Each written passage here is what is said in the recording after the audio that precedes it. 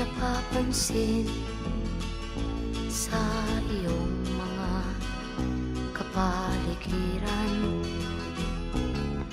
Kay dumi na ng hangin, pati na ang mga ilog natin.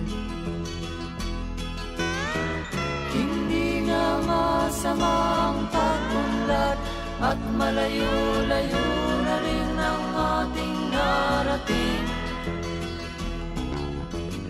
Ngunit masdan mo ang tubig sa dagat, dati kulay asul, ngayon'y naging